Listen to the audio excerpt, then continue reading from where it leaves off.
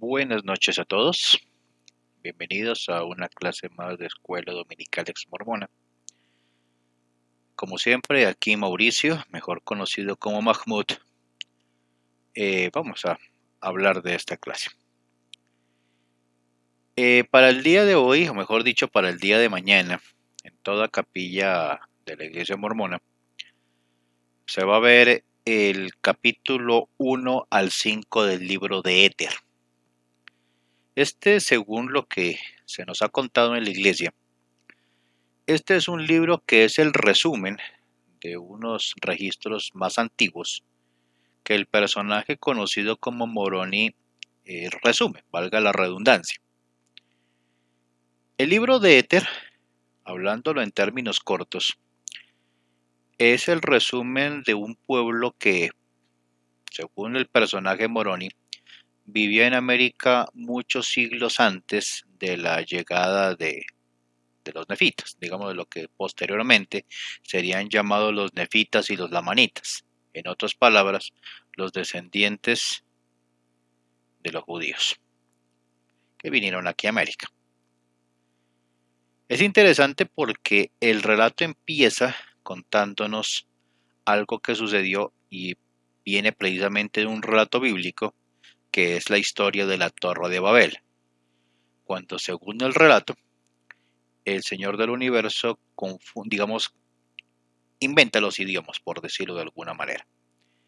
Según el relato, toda la humanidad después del diluvio pues hablaba el lenguaje de Adán, y con el tiempo la gente se empezó a concentrar, un grupo de gente, en una ciudad que posteriormente se le dio el nombre de Babel. Babel significa confusión, según el diccionario bíblico. Este pueblo de los jareditas, del cual habla el libro de Éter, viene de esa torre.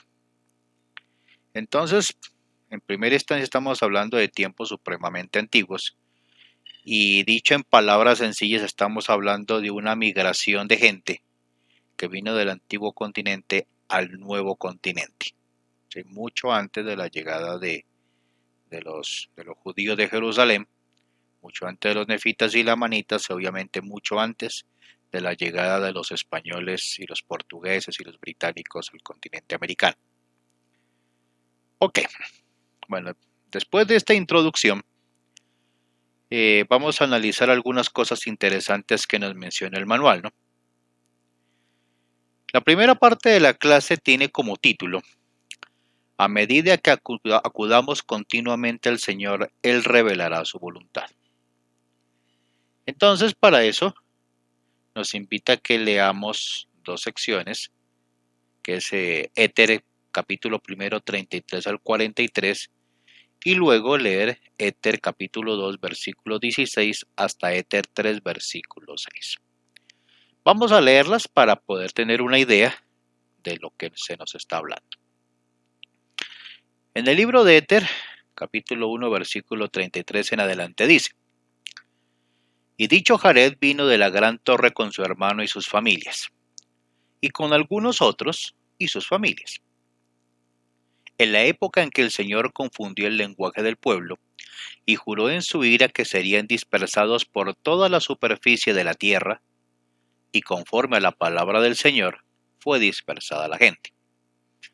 Y como el hermano de Jared era un hombre grande y dotado de mucha fuerza, y altamente favorecido del Señor, Jared su hermano le dijo: Suplica al Señor que no nos confunda, de modo que no entendamos nuestras palabras. Y sucedió que el hermano de Jared suplicó al Señor, y el Señor se compadeció de Jared. Por tanto, no confundió el lenguaje de Jared, y Jared y su hermano no fueron confundidos.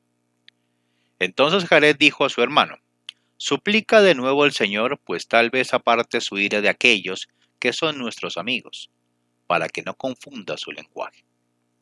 Y ocurrió que el hermano de Jared suplicó al Señor, y el Señor tuvo compasión de sus amigos y de las familias de ellos también, y no fueron confundidos. Y aconteció que Jared habló otra vez a su hermano diciendo: Ve y pregunta al Señor si nos va a echar de esta tierra, y si nos va a echar de la tierra, suplícale que nos indique a dónde hemos de ir, Y quién sabe si el Señor no nos llevará a una región que sea la más favorecida de toda la tierra. Y si así fuere, seámosle fieles al Señor, a fin de que la recibamos por herencia nuestra. Y sucedió que el hermano de Jared suplicó al Señor conforme a lo dicho por boca de Jared. Y ocurrió que el Señor escuchó al hermano de Jared y se compadeció de él y le dijo: Ve y recoge tus rebaños, macho y hembra de cada especie, y también de las semillas de la tierra, de toda clase, y tus familias, y también tu hermano Jared y su familia, y también tus amigos y sus familias, y los amigos de Jared y sus familias. Y cuando hayas hecho esto, irás a la cabeza de ellos al valle que está al norte, y allí te encontraré, e iré delante de ti a una región que es favorecida sobre todas las regiones de la tierra. Y allí os bendeciré a ti y a tus descendientes, y de tu posteridad y de la posteridad de tu hermano, y de los que irán contigo, levantaré para mí una nación grande, y no habrá sobre toda la superficie de la tierra nación mayor que la que yo levantaré para mí de tu posteridad. Y así obraré contigo, porque me has suplicado todo este largo tiempo. Ahora miremos capítulo 2 del libro de Éter desde el versículo 16. Y dice: Y dijo el Señor: Poneos a trabajar y construid barcos a semejanza de los que hasta ahora habéis hecho. Y sucedió que el hermano de Jared se puso a trabajar, y sus hermanos también. Y construyeron barcos a la manera de los que habían hecho antes, de acuerdo con las instrucciones del Señor. Y eran pequeños, y eran ligeros sobre las aguas, así como la ligereza de un ave sobre el agua.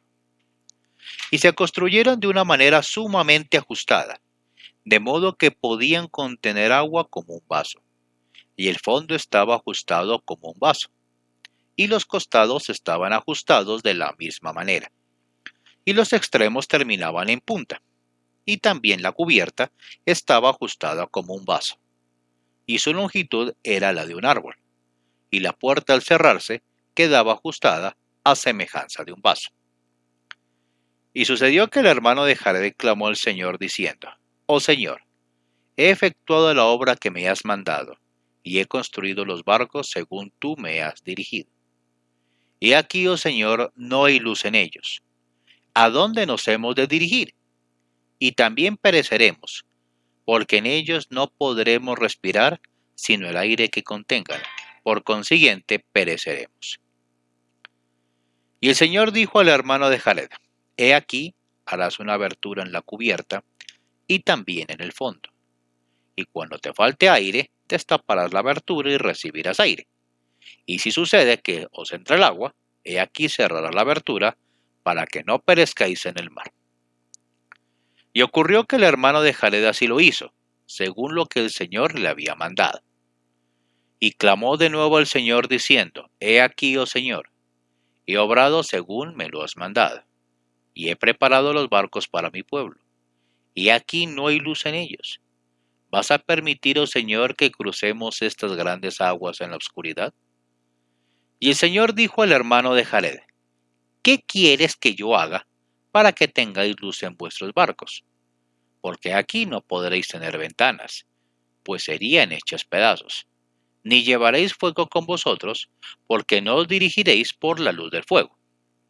Pues he aquí seréis como una ballena en medio del mar, porque las inmensas olas estallarán contra vosotros.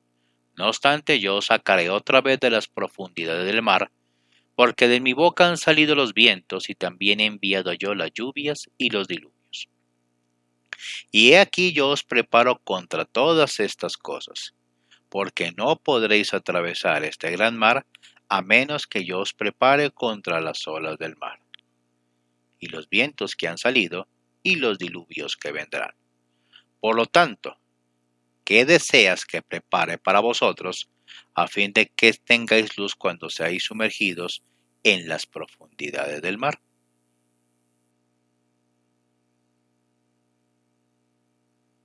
Entonces, cuando uno mira estos dos relatos, es interesante ver lo que aquí podemos hallar. En primer lugar,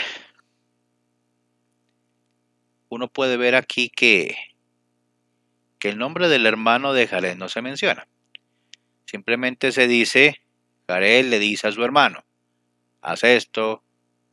Nuevamente Jared le dice a su hermano, hazlo aquello. Pero el nombre de Jared no aparece. Según los registros de la Iglesia Mormona, este nombre fue dictado por revelación. El nombre del hermano de Jared en cuestión, según José Smith, era Mahonri Moriancumer. Bueno, primer detalle. El segundo detalle, según el relato que podemos ver aquí, es que los jareditas hablaban adámico, es decir, el lenguaje de Adán. La misma Biblia lo dice.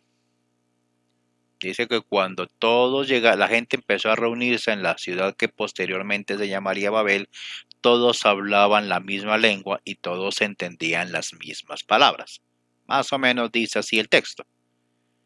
Después de la situación de rebeldía que se presentó entre la gente, dice el relato que el Señor en su ira confundió los diferentes idiomas, es decir, aparecieron nuevos idiomas a partir de ahí en adelante. Pero según el relato del libro de Éter, ni Jared, ni su hermano, ni sus familias, ni los amigos de ellos y sus familias, no se les confundió el idioma. ¿Sí? Es decir, hablaban adámico, el lenguaje de Adán. Y es una cuestión bien interesante porque, o sea, no se sabe cómo era el lenguaje de Adán. ¿Sí? Hasta donde sabemos, no sabemos cómo se pronunciaba, ni sus palabras, ni sus vocales, ni sus consonantes, ni sus verbos, ni cosa parecida. Entonces no tenemos idea de cómo era el lenguaje de Adán. Por ahí José Smith decía dar algunas pistas de palabritas adámicas, por ejemplo, Adán on diamán, por ejemplo. ¿Sí? Otra que se me viene a la mente es Olaja Shineja. Bueno, él salía con algunas palabritas y decía que hablaba adámico. ¿Sí? Sí, lo chistoso era que también decía leer egipcio reformado, pero nunca miró las planchas, miraba era el sombrero y la piedrita para poder traducir, ¿no? Si es que eso se le puede llamar traducir. Pero bueno, esa era la historia de don José. Sin embargo, del relato que estamos analizando en cuestión, hay una cosa interesante, ¿no? Parece que Mahonri Moriancumer, era un personaje más justo, más dedicado a las cosas de Dios que su mismo hermano Jared. ¿Sí? Mahonri era más fiel a Dios, ¿no? Entonces, Jared le dice a su hermano y empieza a hacerle algunas peticiones. Entonces, primera cosa, ¿no? Suplica al Señor que no nos confunda de modo que no entendamos nuestras palabras. Mahonri va y hace la súplica y se le concede. Siguen hablando adámico. Segunda súplica. Suplica de nuevo al Señor, pues tal vez aparte su ira de aquellos que son nuestros amigos, para que no se confunda su lenguaje. Perfecto. Fue Mahonri, suplicó al Señor, y también el idioma de los amigos tampoco fue confundido. La tercera súplica sí es interesante, ¿no? O sea, por lo menos en el relato muestran que confiaban en Dios, ¿sí? Porque la súplica que le pide Jared que haga su hermano a Dios, ¿sí? Le dice, ve y pregunta al Señor si nos va a echar de la tierra. Y si nos va a echar de la tierra, suplícale que nos indique a dónde hemos de ir. O sea, había una conciencia de sumisión a Dios, según este relato, ¿no? Y decía Jared, ¿quién sabe si nos lleva a la región más favorecida de toda la tierra? Y si así fuere, pues seámosle fieles al Señor, ¿sí? A fin de que la recibamos por herencia nuestra. Y esta es una cosa interesante que debemos notar, ¿no? Las bendiciones de Dios son realmente dadas gracias a la fidelidad y a la sumisión que tengamos a Dios. ¿Sí? Aquí en este punto ya es de por sí contradictorio con otros pasajes del libro de Mormón, donde el Jesús mormón muestra que las bendiciones vienen por raza, por linaje, por ser del pueblo elegido, y no por obediencia, tal como el caso de Jared, Mahonri y sus familias. Bueno, en todo caso, según el relato, aquí viene una cosa curiosa. No sé si ustedes lo han notado, los que han leído el libro de Mormón, sean miembros de la iglesia o que hayamos sido miembros de la iglesia. Aquí aparece un relato como combinación de Noé con Abraham. Porque primero, según el relato, el Señor le dice a Mahonri: ve, recoge tus rebaños, macho y hembra de cada especie, también semilla de la tierra de toda clase. ¿Sí? Esto suena como a Noé, ¿cierto? Tus familias, tu hermano Jared y su familia, tus amigos y sus familias, y los amigos de Jared y sus familias. Bueno, todo el mundo que estaba ahí en ese paseo. Luego deben ir al valle que está ¿al norte de dónde? De Babel, me imagino. Allí te encontraré y te iré delante de ti una región que es favorecida sobre todas las regiones de la tierra. Es decir, aquí ya entra un tercer personaje que sería como un Moisés. ¿Sí? Dice, allí os bendeciré a ti y a tus descendientes y de tu posteridad y la posteridad de tu hermano y de los que irán contigo levantaré para mí una nación grande. Y no habrá sobre toda la superficie de la tierra nación mayor que la que yo levantaré para mí de tu posteridad. O sea, esto suena a Abraham.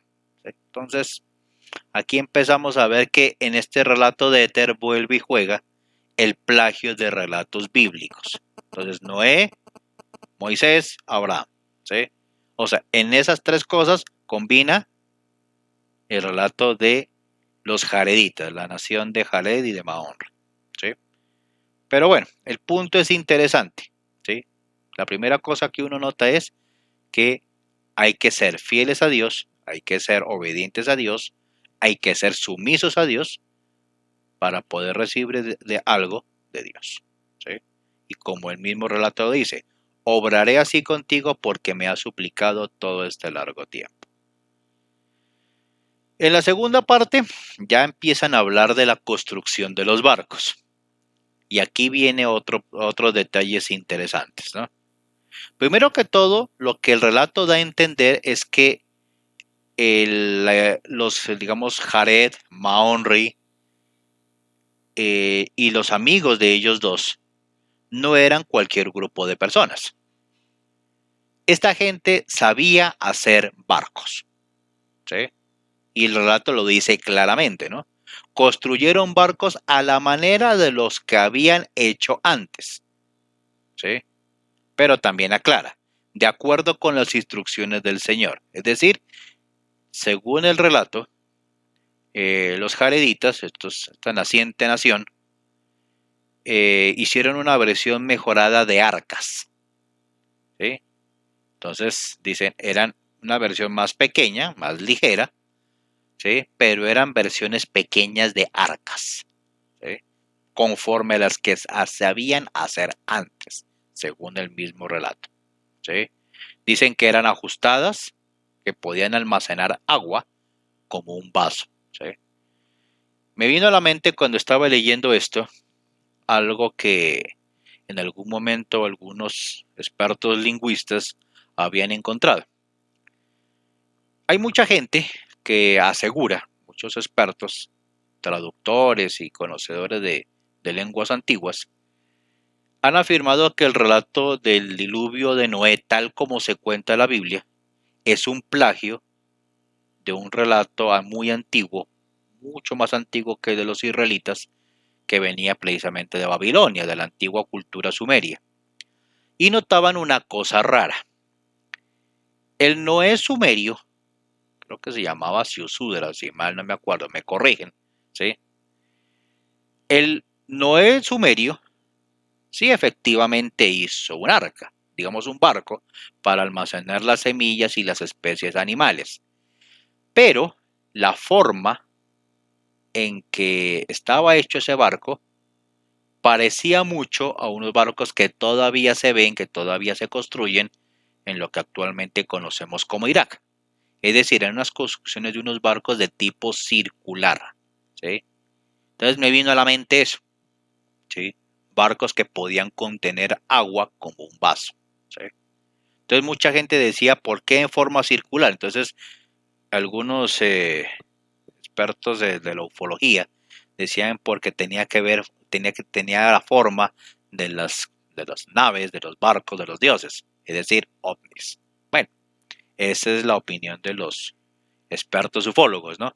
Pero no deja de notarse la historia que la historia del Noé sumerio muestre a un arca de forma circular, ¿sí? Entonces uno deduciría perfectamente que si ha de contener agua como un vaso, según el relato de Éter, ¿sí? Tendría que tener forma circular, o por lo menos una forma similar, ¿cierto? Y es interesante notar ese punto, ¿no?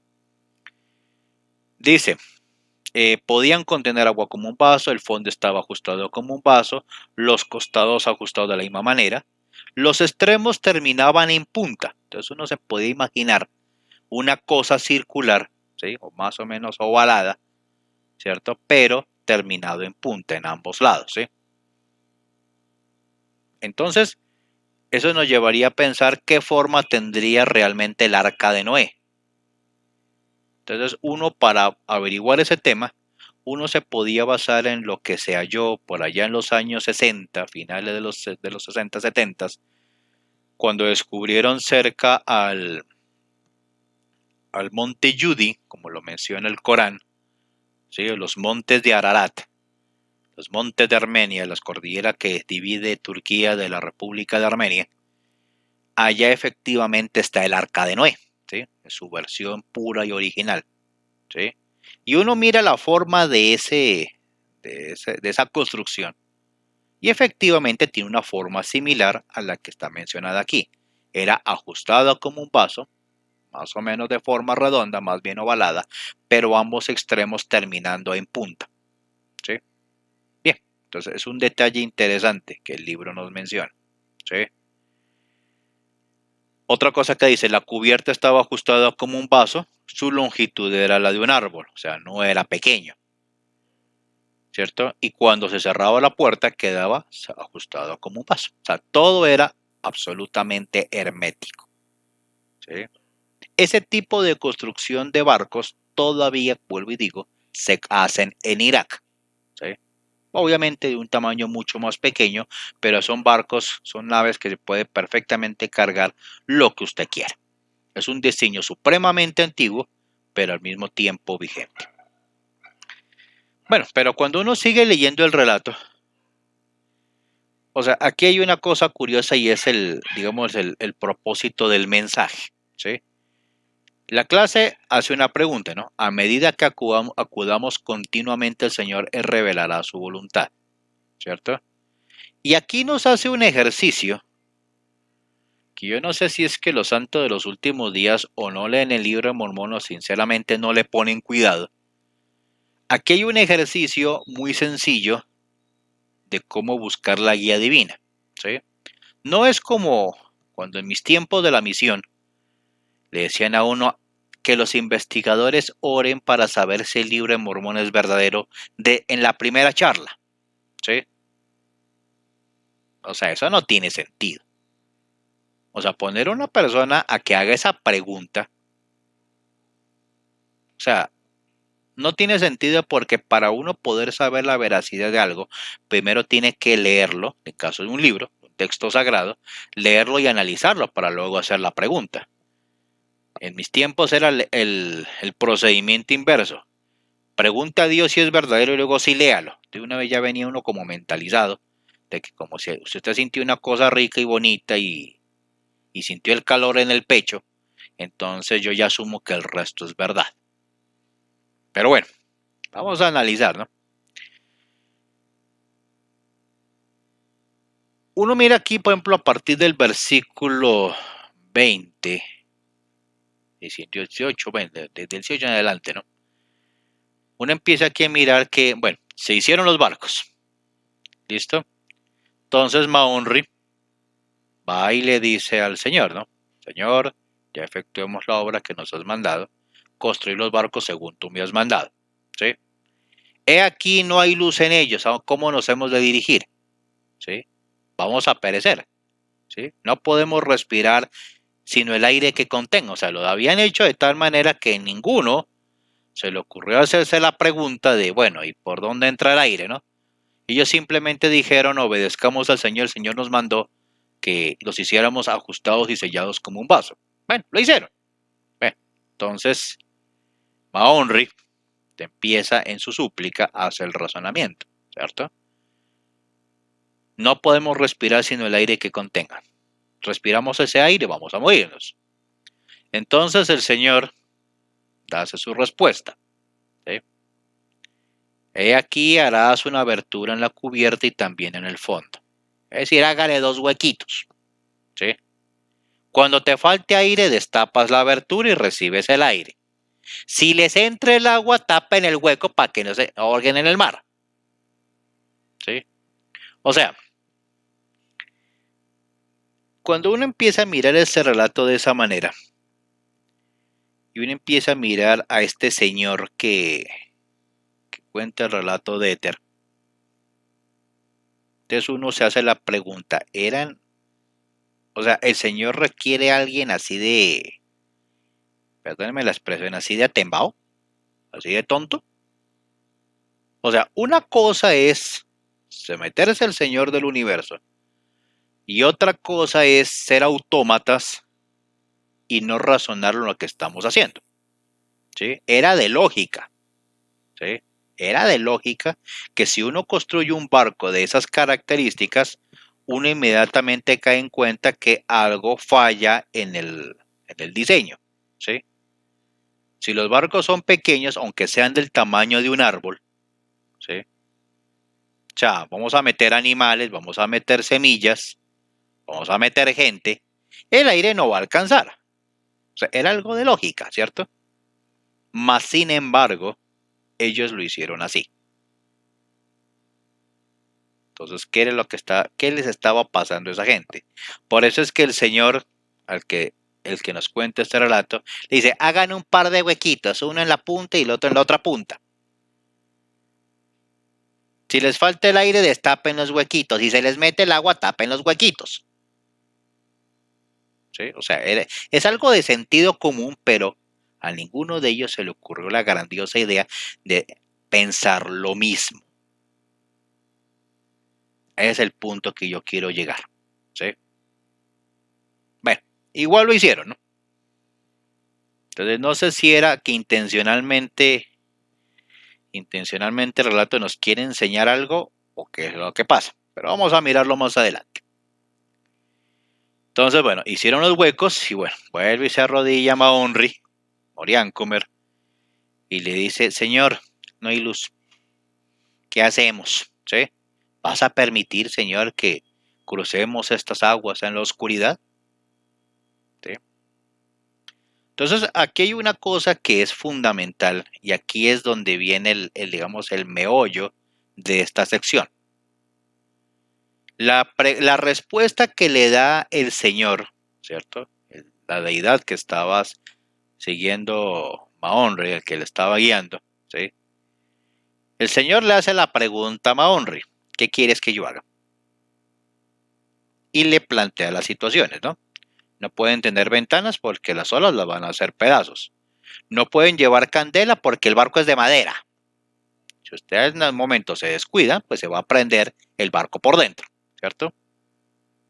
Y les dice, ¿no? Serán como una ballena en medio del mar, ¿sí? Las inmensas olas estallarán contra ustedes, ¿cierto?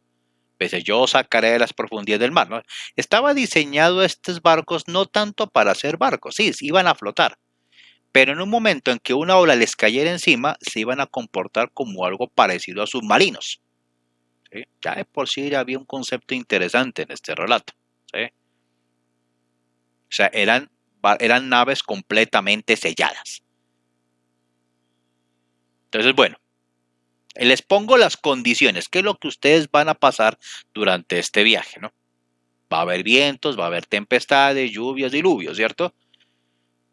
Los voy a preparar para esto, ¿cierto? Por algo les mandé el diseño. Perfecto. Entonces, ¿qué desean que prepare para ustedes?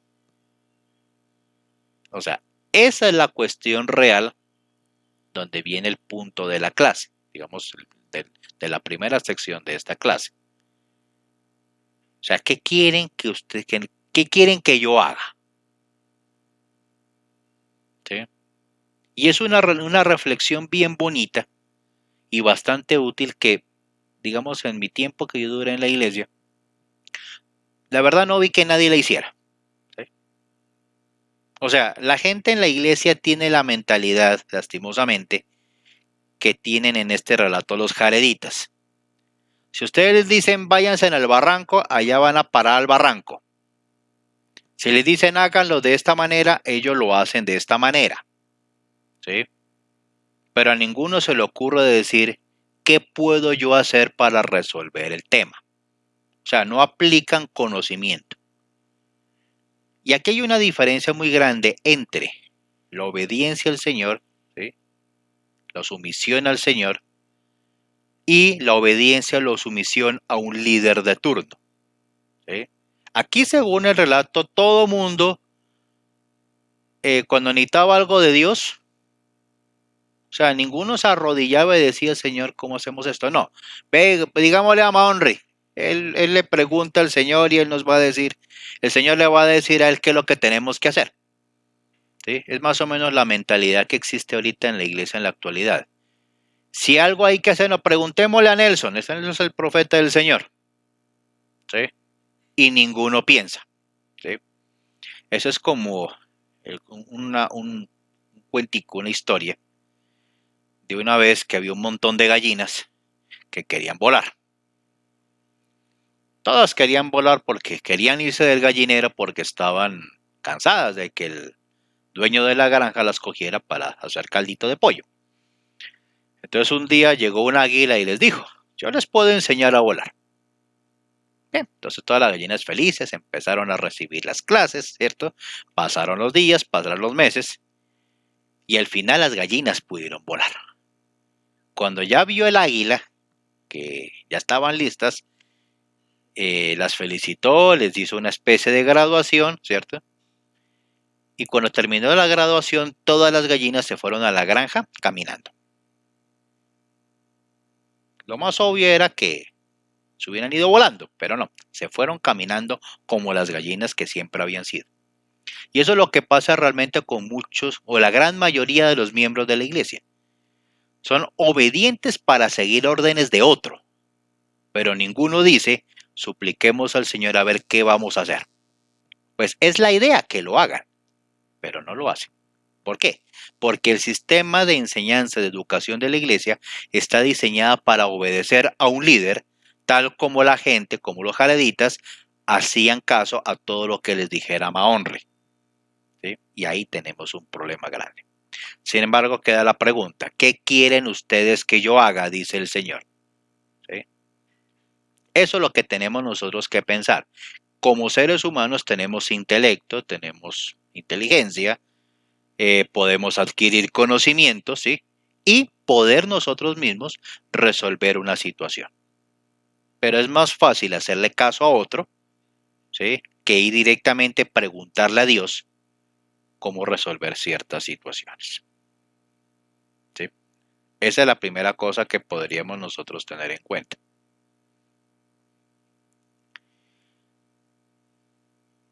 Entonces viene la siguiente parte, ¿no? ¿Cómo lo resolvió Mahonri?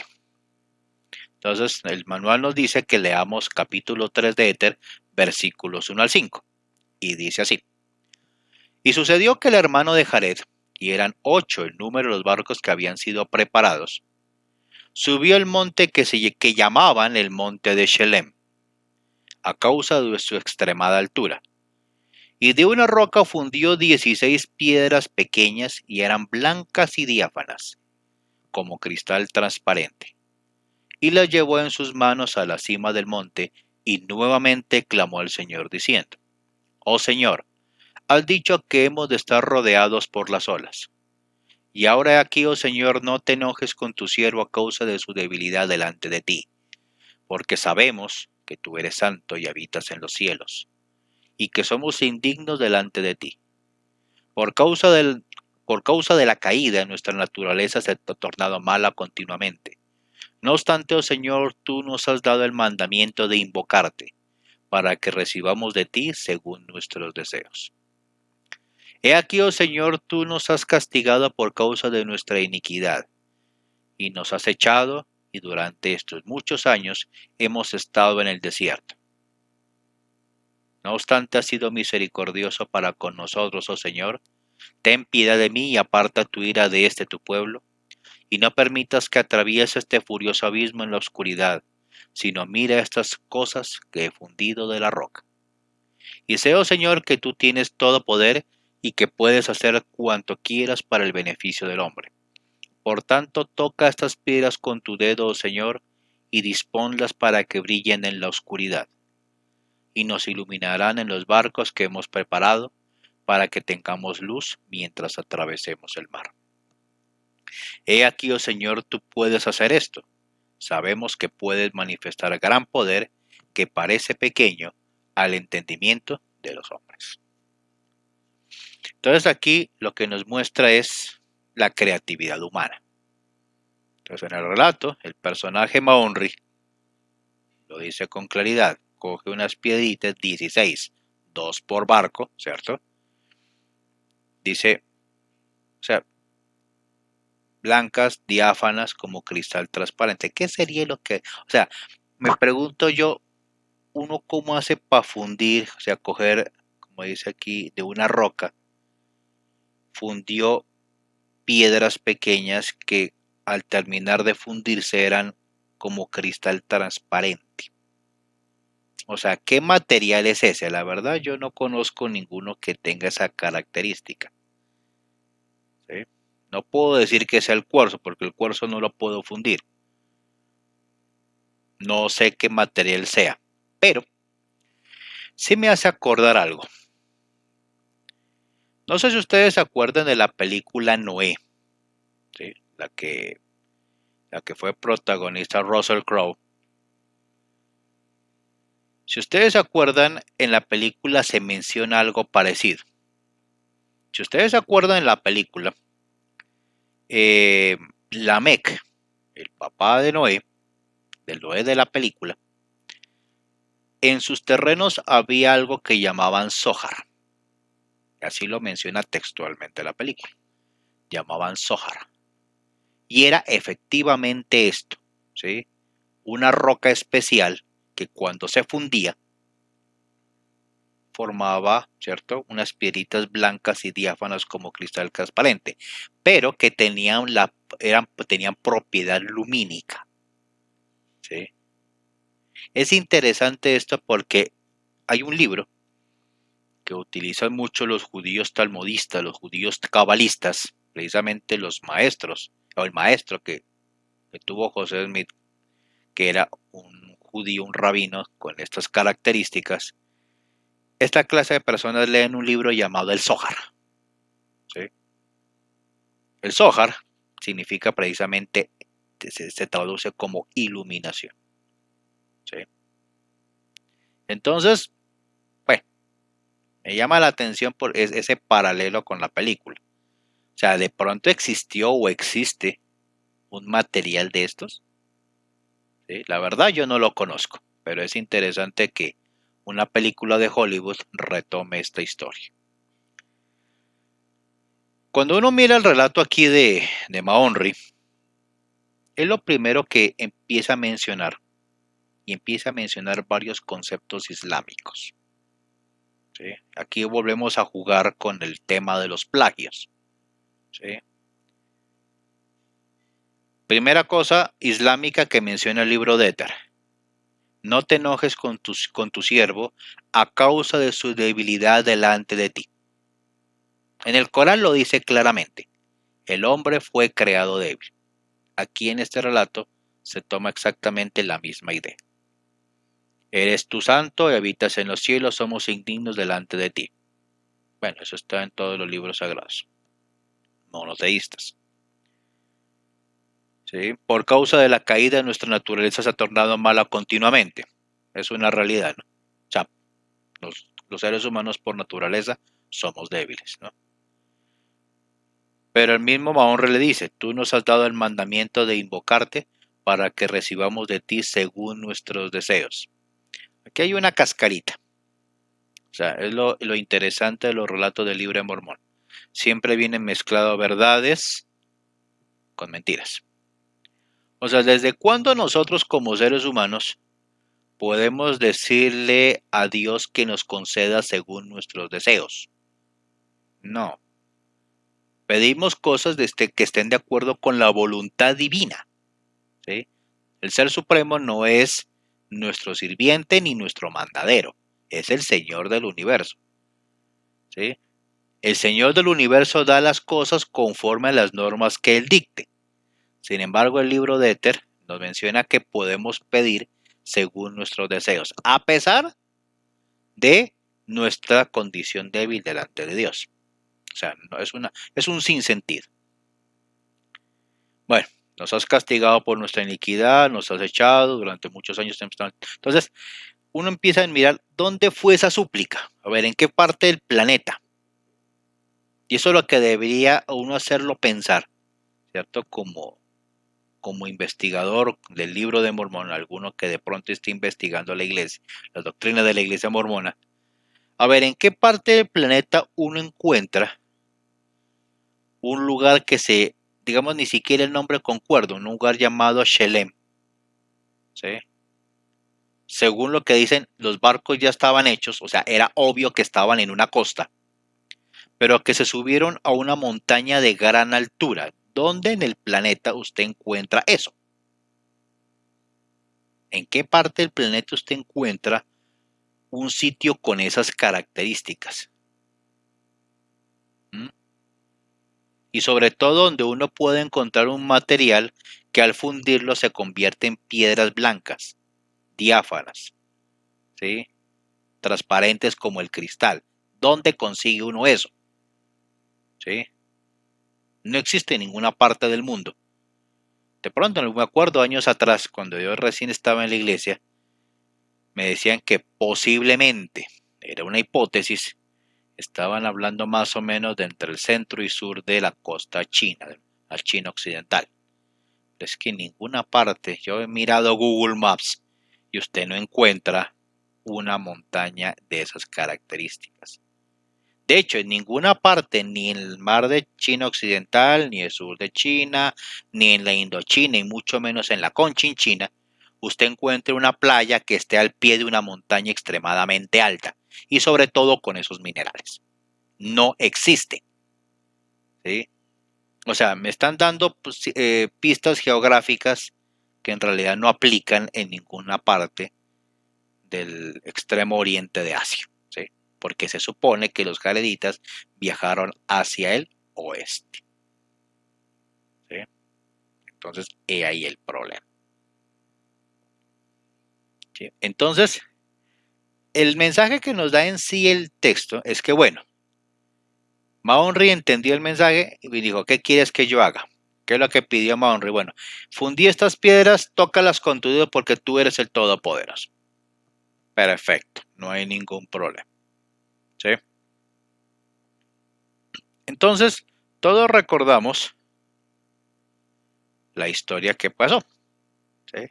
Ahí es donde aparece en medio de una nube, aparece el dedo del Señor y toca las piedras con su dedo. Y ahí es donde aparece el Jesucristo premortal, el Jesucristo mormón premortal, y pues le habla de su futura misión divina, ¿sí? O sea, no tenía cuerpo, no tenía nada, pero sin embargo ya estaba hablando que iba a pagar por los pecados del mundo. Esa es una cosa interesante, ¿no?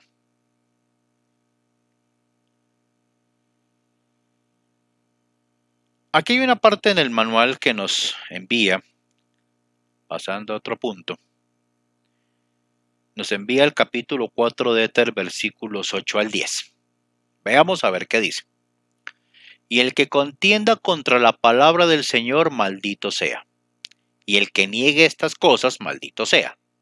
Porque a estos no mostraré cosas mayores. dice Jesucristo, porque yo soy el que habla.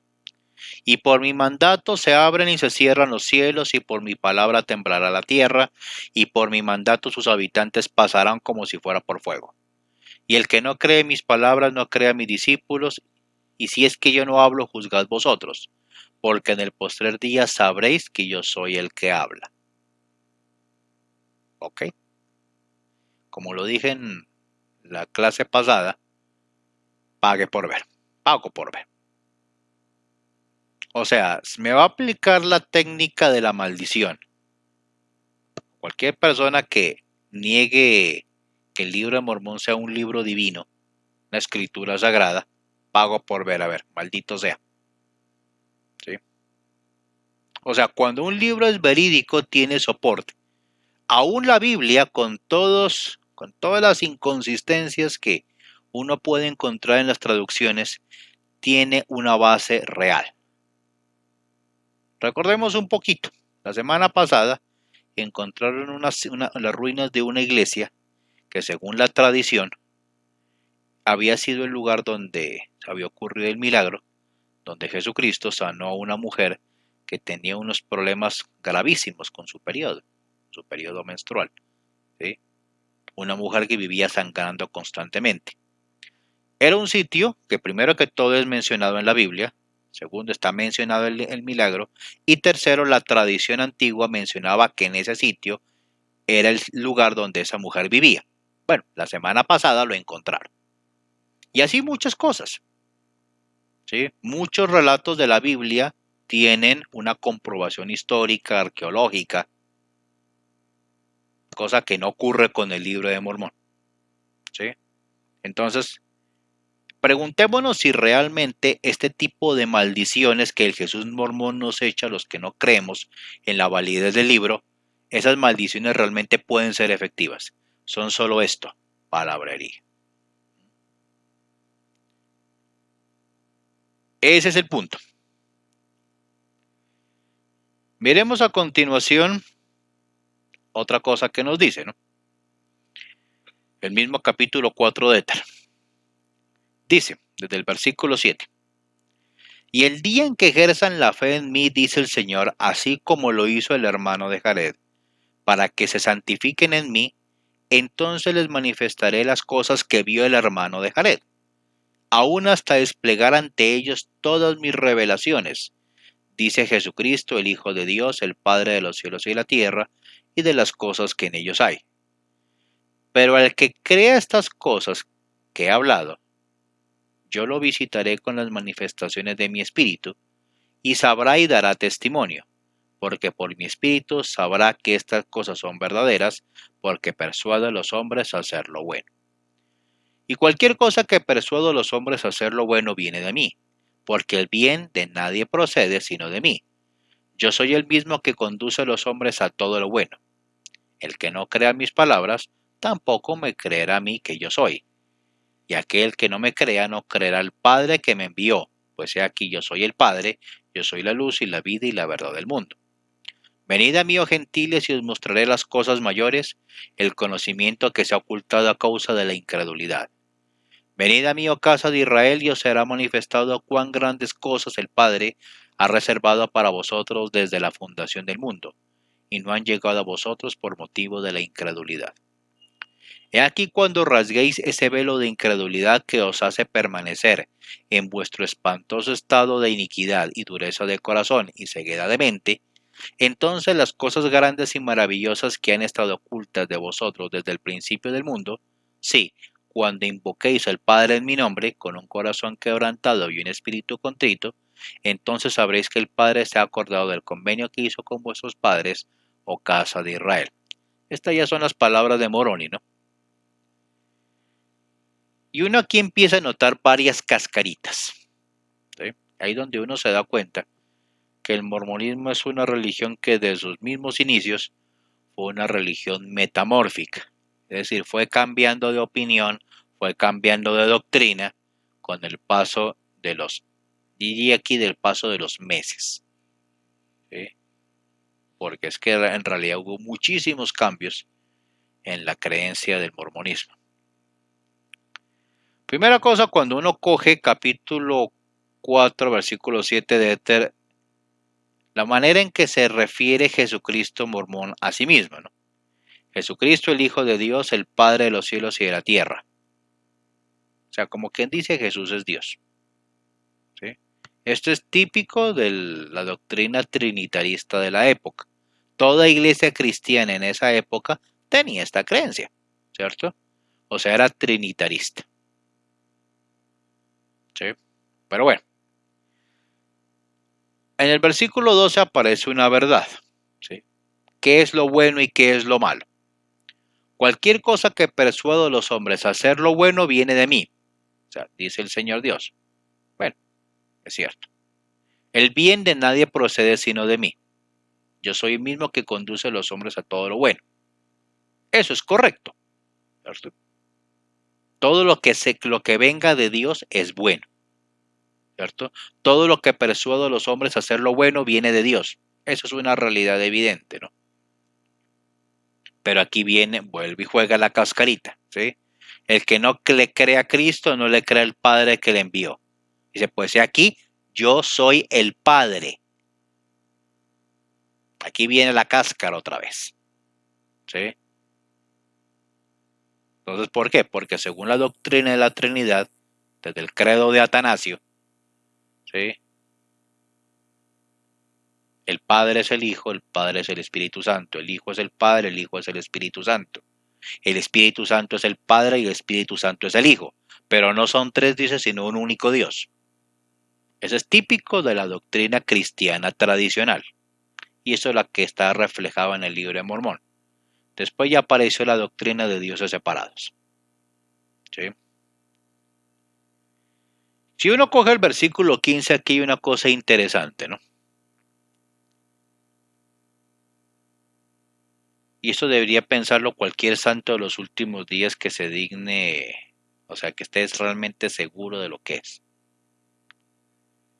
Dice, cuando rasgáis ese velo de incredulidad, ¿sí? Que os hace permanecer en vuestro espantoso estado de iniquidad, dureza de corazón y ceguedad de mente, entonces las cosas grandes y maravillosas que han estado ocultas de vosotros del principio del mundo, ¿sí? Entonces serán reveladas, ¿no?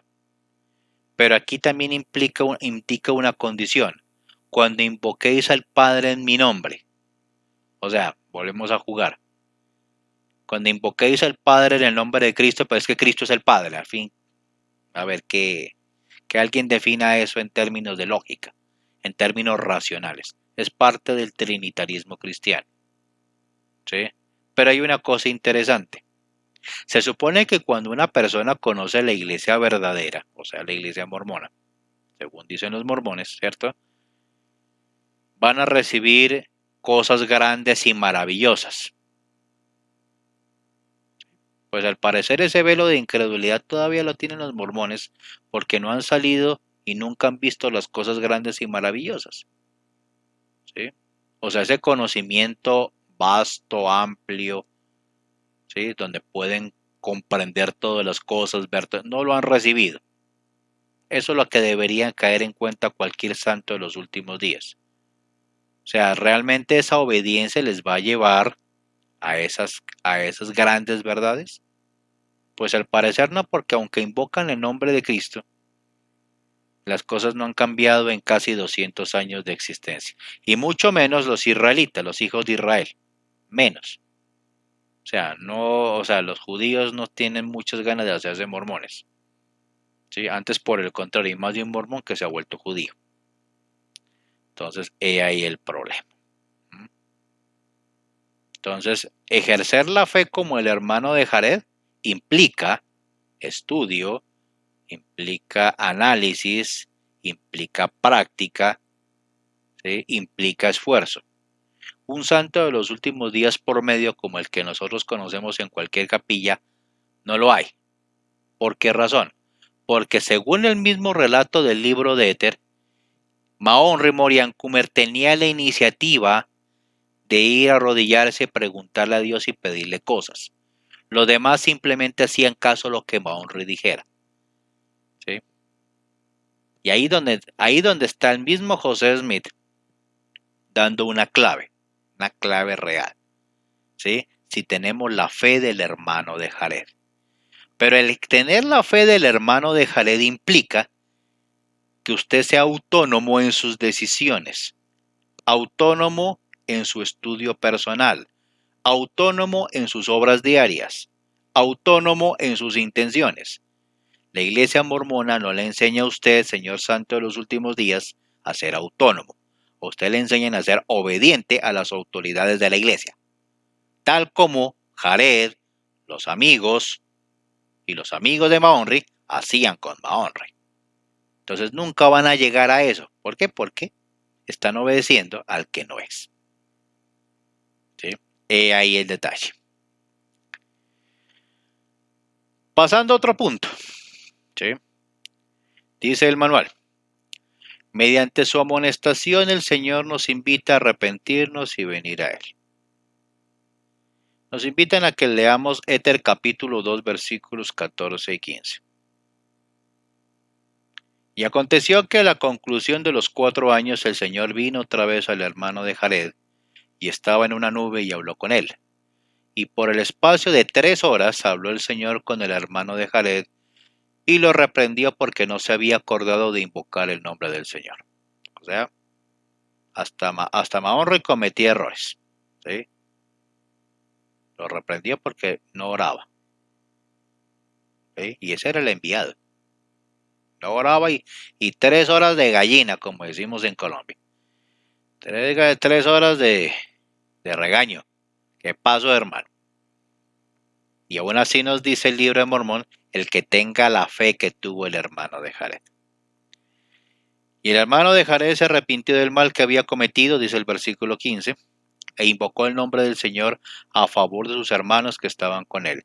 Y el Señor le dijo, os perdonaré vuestros pecados a ti y a tus hermanos, pero no pecaréis más, porque debéis recordar que mi espíritu no siempre luchará con el hombre.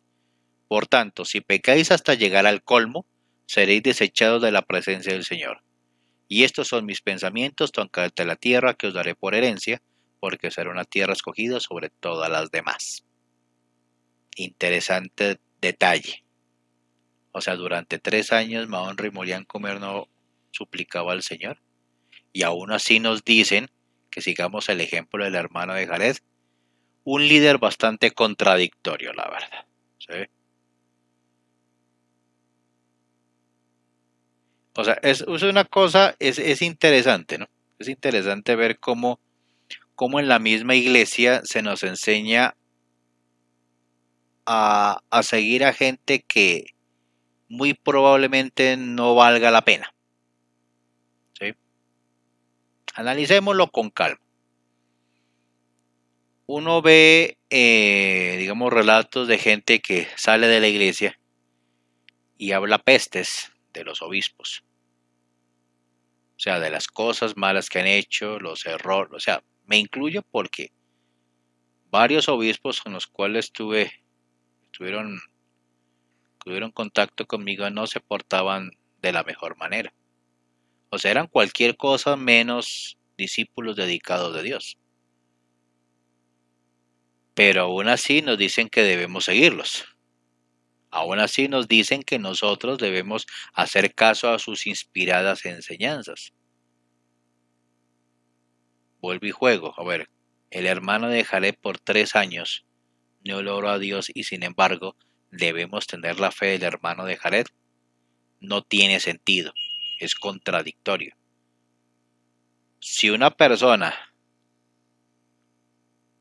tiene la fe del hermano de Jared, ¿cierto? Era para que fuera algo continuo, algo constante. Según los mismos relatos, cada vez que se presentaba una situación, Mahonry iba y le preguntaba al Señor, y el Señor le contestaba. O sea, eso es lo que hace un verdadero mensajero divino. Pero que un mensajero divino se olvide de suplicar a Dios por 3 años, no tiene sentido. Pero eso es lo que nos invita a la iglesia a hacer, a seguir a gente así de contradictoria. Por eso es que la gente, muy probablemente se acordaban de estos versículos mientras veían a José Smith tener casi 50 esposas. No es que es que es la debilidad humana, ¿sí?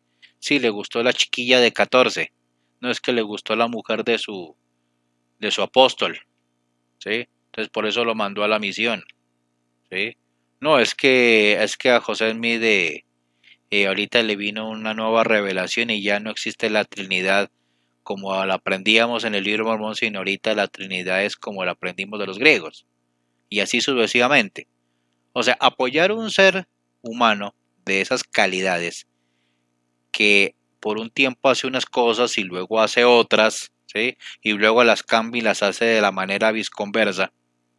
O sea, eso no es seguir al Señor Dios del universo. Aún el mismo libro de Mormón lo dice con claridad, ¿sí? Se deben buscar personas que realmente tengan una conducta intachable.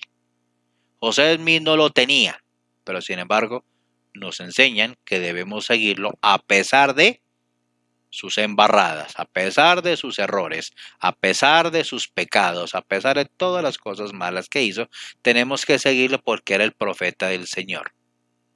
No, no aplica. La verdad no aplica porque los mismos textos sagrados dicen que eso no se debe hacer. Bueno, aquí el manual nos dice que miremos Éter 5, ¿sí? Pero en resumidas cuentas, ¿sí? Miremoslo así, ¿no? 3 testigos testifican de la veracidad del libro de Mormón. Ya lo hemos visto en varias ocasiones, ¿sí? Es cierto que existe una ley de los testigos, ¿cierto? Nos remite, por ejemplo, el manual a que miremos Mateo capítulo 3. Y habla básicamente del bautismo de Cristo, donde habían los 2 testigos. O sea, aparte de Juan el Bautista, habían 2, que era el Espíritu Santo descendiendo como paloma y el Padre diciendo, este es mi Hijo amado en quien tengo complacencia. Pero es que si miramos la doctrina trinitarista, el Hijo estaba en la tierra, entonces ¿quién fue el que habló desde los cielos? O sea, eso es lo que cualquier misionero mormón debía haber caído en cuenta, ¿sí? Y yo la verdad hasta ahorita estoy cayendo en cuenta de esta contradicción. ¿Por qué yo no me había fijado en eso antes? Si Jesús es el Padre, y él mismo lo dice, y lo acabamos de leer en el libro de Éter, yo soy el Padre. Entonces, ¿quién fue el que habló cuando Jesús fue bautizado? ¿Quién fue ese Espíritu Santo que bajó en forma de paloma? Si se supone que Jesús es el Padre, es el Hijo y es el Espíritu Santo. ¿Sí? Si uno mira Mateo 18, la misma historia, ¿no? Dice, si tu hermano pega contra ti, ve y repréndele, tú y él solo, si le escuchas, ganado a tu hermano, pero si no te escucha, toma un contigo 1 o 2 para que por boca de 2 o 3 testigos se conste toda palabra. Bien, serio. O sea, hay una ley normal que es la ley de los testigos. Y es cuando uno quiere certificar la veracidad de algo, ¿cierto?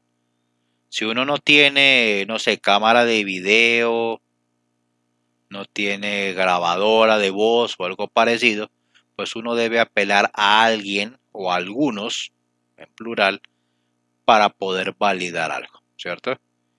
Por ejemplo, aquí nos cita Doctrina y Convenio 128.3 que hablaba de los deberes del secretario. ¿Sí? Alguien que sea hábil, que note notas precisas, que dé fe en su registro, que vio con sus ojos, oyó con sus oídos, constó fecha, ¿cierto? Bueno, para que en boca de 2 o 3 testigos se dicte toda palabra. Pero aquí viene un punto interesante, y algo que lo habíamos hablado en clases anteriores. ¿Cuál de los 3 testigos, cuál de los 8 testigos dijo que había visto con sus ojos reales las planchas del libro de Mormón? No, lo vieron con ojos espirituales, ¿sí? O eso por lo menos dijo David Wimmer, lo dijo Martin Harris, lo dijo Oliver Cowdery, cuando estaban fuera de la iglesia. Eso le preguntaba a la gente, el vecino, el amigo, el uña y mugre, que vivía con ellos, ¿de verdad viste las planchas? ¿Cómo las viste? ¿Cómo eran? No, es que yo las vi con el ojo de la fe. ¿Sí? Cuando se paraban en el púlpito en la iglesia decían, sí, yo vi las planchas de oro. Yo vi cuando José Smith traducía, cuando cogía el Urim y Tumim. Pero no decían exactamente lo mismo cuando alguna persona que era fuera de la iglesia les hacía la misma pregunta, ¿no? Ellos simplemente contestaban, yo los vi con el ojo de la fe. ¿Eso qué es? No tiene sentido. Cuando usted mira algo, ¿cierto? Usted lo coge, así como yo cojo un teléfono, ¿cierto? Así es negrito, tiene unas teclitas grisecitas con blanco, tiene una pantalla grande, ¿cierto? Es más o menos como el tamaño de mi mano, ¿cierto? O sea, da cosas puntuales y específicas. Nunca las dieron, ¿sí? Lo vieron con el ojo de la fe. Entonces, un eufemismo para decir yo no vi nada. O sea, realmente no vi nada, ¿sí? Pero era tal mi convencimiento, tal mi convicción, que bueno, que yo acepté que eran reales, ¿cierto? Es como una especie de autolavado de cerebro. ¿Mm? Eso para, digamos, como para tener en cuenta en la vida diaria. Bueno, la clase O, pues parece que le hicimos más cortica de lo que tradicionalmente lo hago. Pido disculpas por si de pronto la hago demasiado larga, pero a veces el tema lo amerita. Bueno, eso es lo que teníamos que ver para hoy, de esta semana que pasó. Entonces los invito a que si tienen comentarios, los coloquen allí en la sección correspondiente. Si tienen alguna pregunta, algo adicional de los que quiera hablarles, pues simplemente díganlo. El pulgarcito afuera, arriba, perdón, si les gustó, el pulgarcito abajo si no les gustó. Bueno, ahí me avisan. Es todo por esta noche. Agradezco su atención y que descansen. Hasta pronto.